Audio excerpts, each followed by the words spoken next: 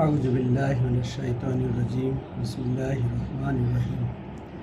হযরত আনাস রাদিয়াল্লাহু থেকে বর্ণিত, তিনি বলেন, সাহাবায়ে কেরামের একটি দল একটি জানাজার কাজ দিয়ে গেলেন। তারা মৃত্যু ব্যক্তির প্রশংসা করলেন। নবী করিম সাল্লাল্লাহু আলাইহি ওয়াসাল্লাম ইরশাদ করেছেন, ওয়াজিব হয়ে গেছে। এরপর এ দলটি আরেকটি জানাজার পাশ দিয়ে গেলেন।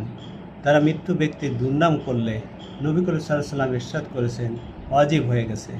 হযরত উমর ইবনুল খাত্তাব রাদিয়াল্লাহু আনহু জিজ্ঞেস করলেন, কি ওয়াজিব হয়ে গেছে?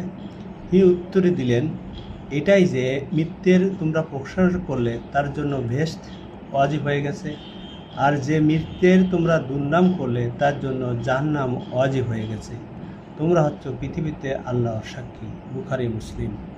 সম্মানিত ভিউয়ার্স, আসসালামু আলাইকুম ওয়া রাহমাতুল্লাহি ওয়া বারাকাতুহু।